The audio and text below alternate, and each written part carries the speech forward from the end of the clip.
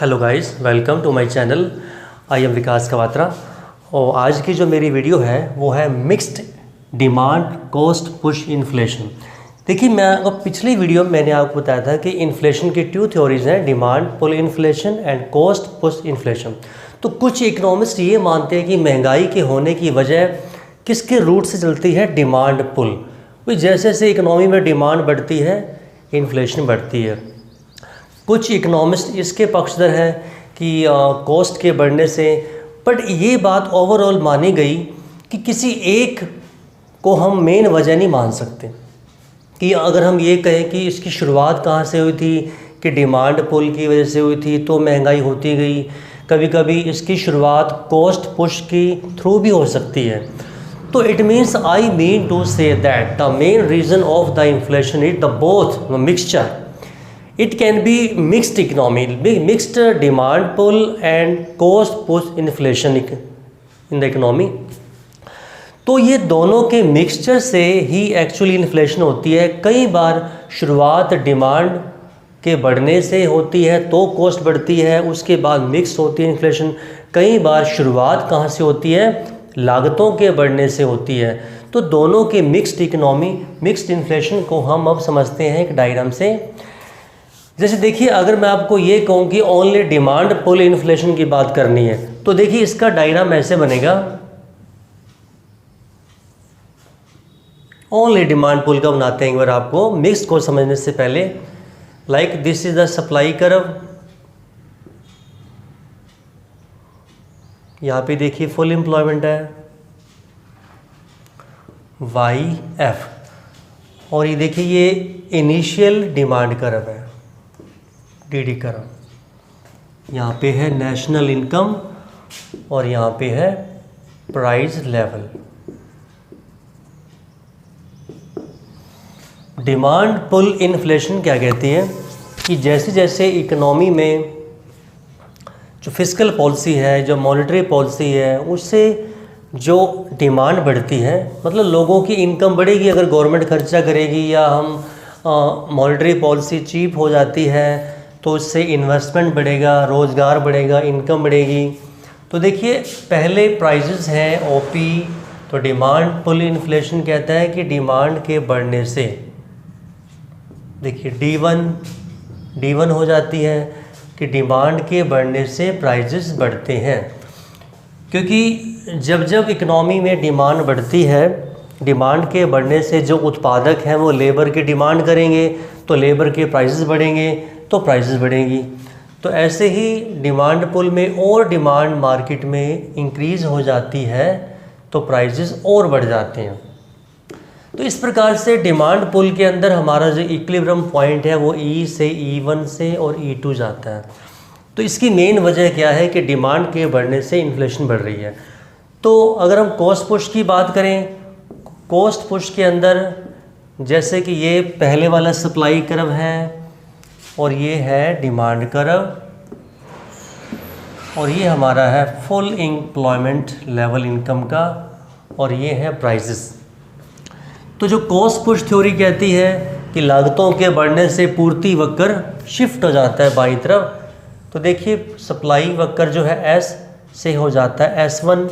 तो देखिए अब नया बैलेंस होगा, सप्लाई और डिमांड आपस में यहाँ पर कट कर रहे हैं। पहले E पर कट करते थे, E1 पर कट करते हैं। इससे रोज़गार फुल एम्प्लॉयमेंट से कम हो जाता है, और फिर दोबारा से अगर कॉस्ट बढ़ती हैं तो सप्लाई साइड, सप्लाई वक्र और शिफ्ट हो जाता है। ऐसे ही नया इक्विलिब्रियम पॉइंट होता है E2 पर, और इकोनॉमी में नेशनल इनकम और कम हो जाती है और प्राइसेस पहले से P1 से P2। तो ये दोनों थ्योरीज में ये डिमांड पुल है, इसमें डिमांड के बढ़ने की वजह से महंगाई हो रही है, इसमें सप्लाई के कम होने या कॉस्ट के बढ़ने से सप्लाई पर इफेक्ट पड़ता है।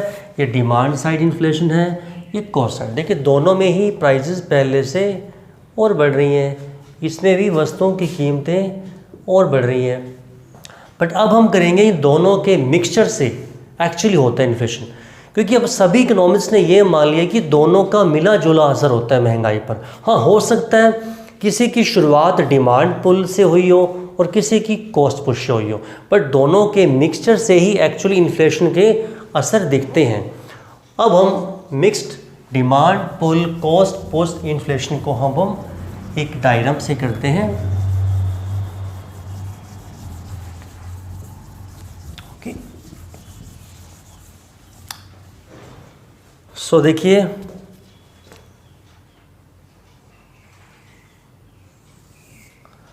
हॉरिजॉन्टल एक्सिस पर हम लेंगे नेशनल इनकम,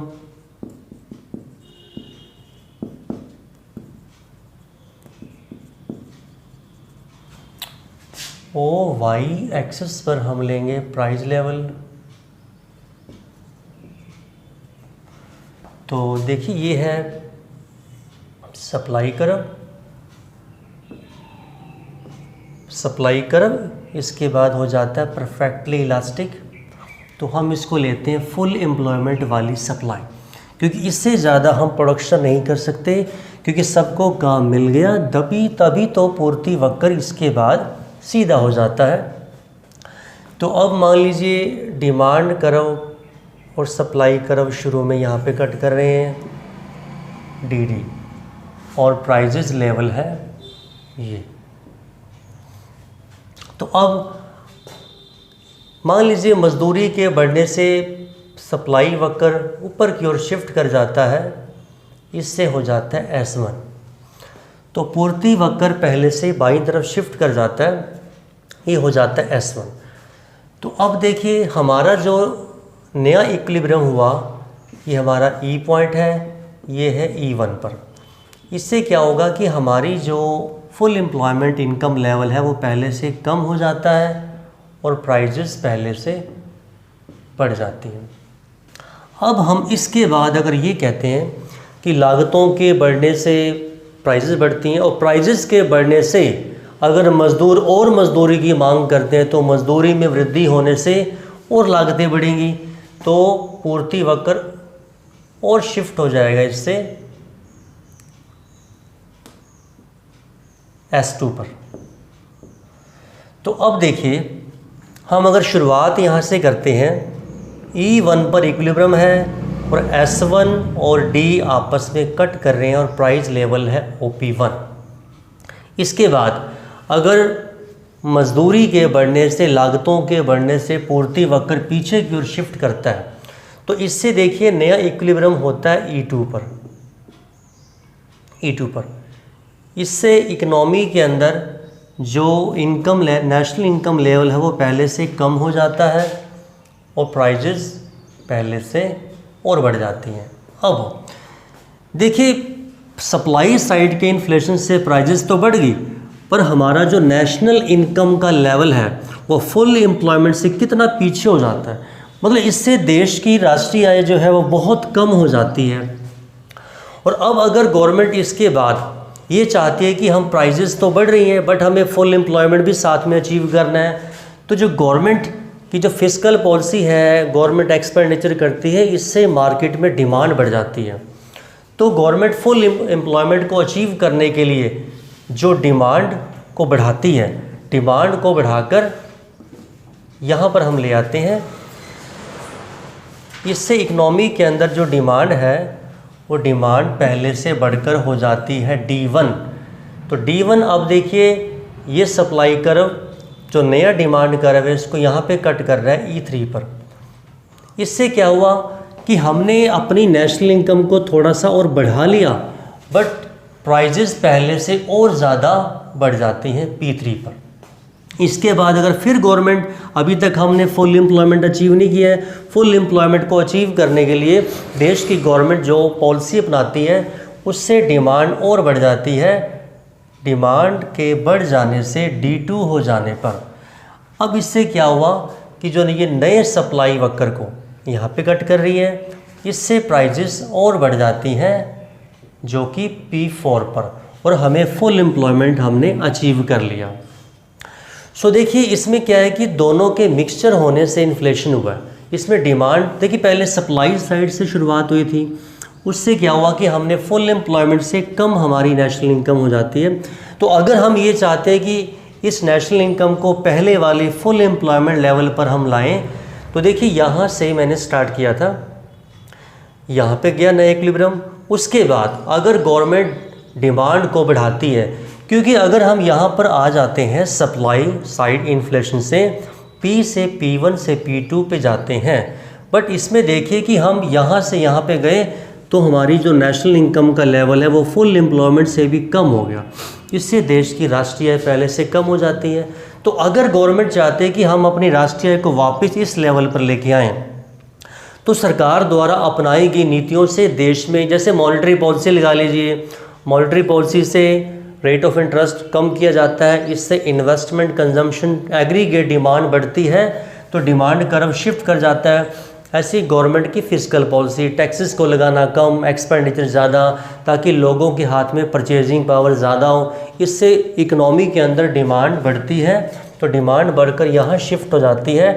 अब देखिए ये इस सप्लाई कर्व को यहाँ पे कट कर रही है, तो देखिए पहले से भी ज़्यादा महंगाई हो जाती है, बट हम अपनी नेशनल इनकम को पीछे, मतलब नेशनल इनकम को जो हमारी कम हो गई थी वो वापस बढ़ाकर Y1 पर ले आते हैं। ऐसे ही उसी सप्लाई कर्व पर अगर हम देश की गवर्नमेंट डिमांड को और बढ़ा देती है, तो अब ये नए सप्लाई वक्र को यहाँ पे कट करती है, जो कि सप्लाई इस वक्र पर प्राइजेज ये थी, बट फुल एम्प्लॉयमेंट नहीं था। अगर हम फुल एम्प्लॉयमेंट को अचीव कर रहे हैं, एक्सपेंडिचर बढ़ा रहे हैं, डिमांड बढ़ेगी, तो डिमांड और ऊपर जाएगी, और इससे नए सप्लाई वक्र को हम E4 पर कट कर रहे हैं।